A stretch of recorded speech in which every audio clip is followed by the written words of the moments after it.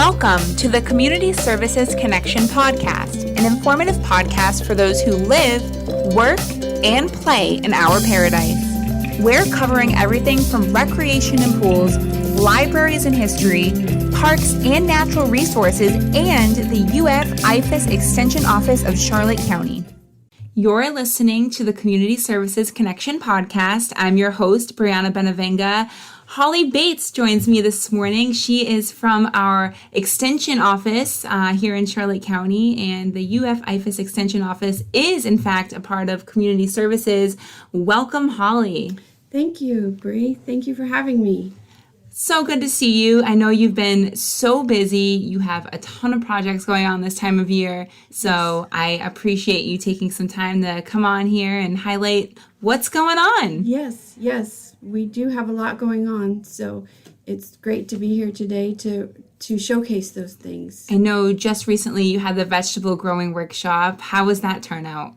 That was unbelievable. There were so many people that want to learn how to vegetable garden, and so we were happy to have them, and we had almost 80 people in attendance that day. Wow, I guess people really want to learn how to grow their own food. Yes. Well, before we dive any deeper, let's highlight you for just a moment. Tell everybody listening who you are and what you do here. My name's Holly Bates, and I'm the Extension Program Manager here at the IFAS Extension Service in Charlotte County.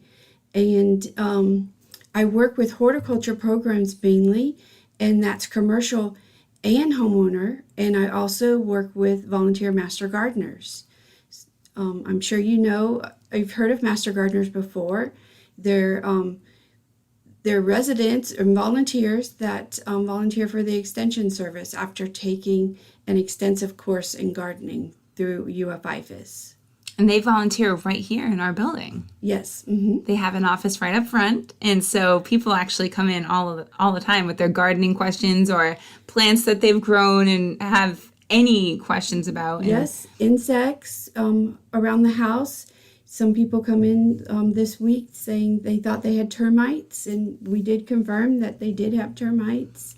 We get quite interesting cases in here sometimes. What is the craziest thing that somebody's walked in with before? There are so many crazy things. It's really hard to say. Unique things that you really never knew existed. So we might not know the answer to the question when the person walks in, but we have the connection with the University of Florida and we find out the answer. So every day we're learning new things and sharing it with those that had the question. That's great. What a great resource for our community. Yes. So you have a lot on your plate, but I know we have some exciting workshops coming up, so I want to highlight those. First, on October 21st, we have the Orchid workshop. Yes, Orchids 101. And what can people expect from that workshop? That won't be your typical PowerPoint slideshow. That will be Noreen Chervinsky, Master Gardener Volunteer, bringing her orchid collection that she's had for probably 30 or 40 years. 30 years. Or longer. She has a greenhouse in her backyard with her collection. The brochure shows a picture of her. And she's going to demonstrate how to best care for the different types of orchids.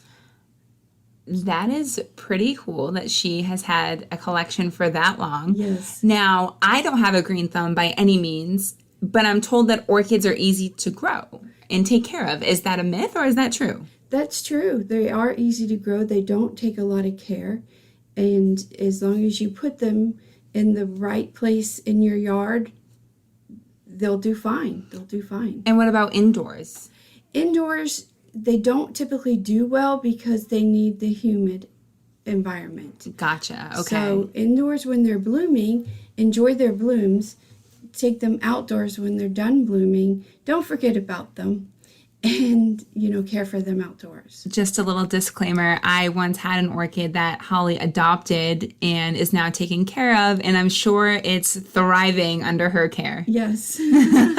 Thank you for donating that to me. So at the workshop, will people get their own orchids? She will have orchids for sale. Okay. From her collection. So you could bring some money along if you plan on attending, because you might see something you can't live without. What is the cost for the workshop? It's $5. And that is separate from purchasing an Yes. orchid? Okay. Yes. Okay. The $5 is for the materials that you receive that day, and then we usually have a door price. So that just covers all of our costs. So it's going to be a really hands-on workshop? Hands-on. Awesome. Hands-on. Okay. Yeah. What else is coming up? What do we have on the horizon for the rest of the fall? We have a lot of things coming up. I know my coworker Sarah Weber has Florida Friendly Friday, and that is on October 27th. So just a couple days after the orchid workshop. And she has a Halloween theme to Florida Friendly Friday, Haunting Horticulture, where they're going to talk about plants that have odd names like blood lily and voodoo lily, things that relate to Halloween. Very cool. Yes, yes. And then part of that workshop will be about spiders. So they'll ID spiders and talk about their habitats and what they prey on.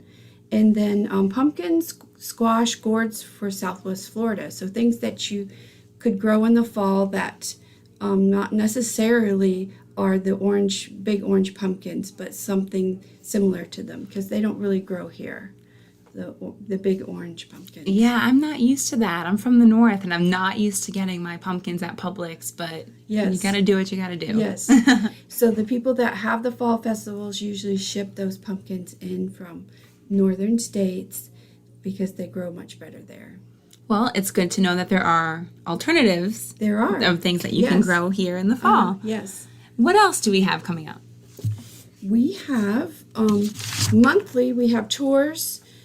Our demonstration garden on Harborview Road has a tour the second Tuesday of every month at 9 a.m. So if you want to take a tour of that 1 acre garden, it's a beautiful garden, you can tour that garden the second Tuesday or any Tuesday really, because the master gardeners are there every Tuesday morning from 8 to 10 a.m. And that's just drop in? Drop in. Okay. Yes, yes. And then we have Parks That Teach. And that's a guided tour through downtown Punta Gorda. There's a linear pathway. The pathway starts at the library, at the Punta Gorda Library. Okay. On Shreve Street. And that starts at 9:30, and that's the first Saturday and third Wednesday of the month. So that's called Parks That Teach. And they're going to walk participants through the pathways, identify mangroves and landscape plants. Most of them are Florida friendly, and it's about an hour-long walk. It's a slow walk, talk type of tour. It's a great way to get up, get out, and get active, see Definitely. the garden, see our park, see just all that we have to offer, and learn something. Yes, yes, yes. And so I don't know if you've ever heard about agritourists. I have not.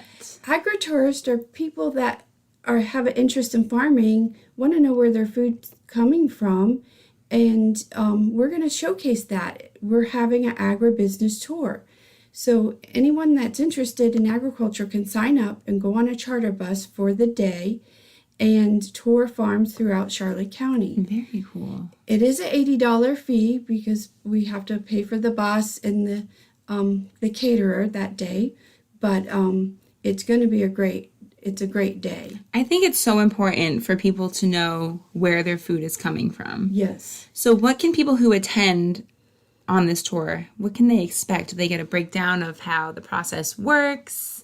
Well, each crop that we're featuring that day is in season. So you'll be seeing it grow or be harvested. And they'll talk about the industry and what hurdles they have to overcome, like pest problems and disease problems, things that invasive insects and plants. We're going to go to a beekeeper, and they'll talk about things about the bee industry. I know when I went to this beekeeper the first time, I was just amazed because the bees just winter here. Their bees just winter here, and throughout the year they go They say it's ABC, almonds, blueberries, and cranberries. So the bees are going all over the United States and coming back here for the winter. Wow, I didn't know that they did that. Yes. That is pretty cool. Yes. So which farms will be featured on this tour? Right now we have scheduled Warden Farms, which is the organic farm. And then Wonderful Bees is the bee place that we're going to. And that Wonderful brand, when you shop in Publix, it's usually in the produce section. They have other things, but they have almonds and pistachios. And now they bought this bee company. Oh, wow. And you can look for that Fresh from Florida label. Yes. It will be on there. Yes. Yes. And then we're also going to a cattle operation that day. So we'll be seeing the cattlemen, the cowboys at work. They usually are doctoring the cattle, giving them their vaccines or warmer, and they'll talk about the cattle industry. Awesome. Sounds like a great opportunity. Where can people sign up if they want to attend? On Eventbrite, or they can go to our webpage, IFAS Extension, Charlotte County, and the links are there also. Excellent. And we actually have flyers here at Centennial Park if you want to come in and visit, say hello to our team, and pick up a brochure while you're here. All of the information is outlined here. Yes. And something that we didn't talk about, we want to educate teachers also about where the food comes from. So we have a special bus set aside for Charlotte County educators, and they can attend for free. Oh, awesome. Yes. Okay. What a great opportunity. Yes. Who wouldn't want to learn where their food is coming from, especially when there's so much locally being grown right here in our backyard? Yes. I didn't know that there were so many farms in Charlotte County. There are. So November 9th is our date. It'll be a day-long event. We'll be boarding and getting off the bus, and you're pretty tired when you get home because you have a day of fresh air in the sun, and then a barbecue during lunch. It's a full day. Sounds like a wonderful event. Holly, is there anything else you want to share about what Extension is offering right now to our residents and visitors? Well, we have things going on throughout the year. The Master Gardeners are very active. They have their office here, but they also have their plant clinic season. And plant clinics are where they set up throughout the community. They go to the libraries. They go to Home Depots certain days of the month and look for them. They're out and about. Awesome. You guys are such a great resource in this community, and we're really lucky to have you right here with us in Community Services. Yes. They also have a speakers bureau. Oh, wow. So Master Gardeners will go out and give talks to different communities, garden clubs. So if anyone would be interested in that speakers bureau, they have many different topics, and they have guest speakers throughout the community. Excellent. Make sure you're following the IFAS Extension Office of Charlotte County on Facebook. And Holly, what is that website one more time? charlotte.ifas.ufl.edu. That's where more information can be found. And you also have an awesome blog. Tons of educational content on the blog that I think is very interesting, and I think you all will enjoy it as well. Yes. Holly, thank you for joining me this morning. It was a pleasure having you. Bree, thank you for having me, and I can't wait to come back again and talk about our future programs that... Yes. We'll have to get an update on all these workshops. Yes, yes. All right.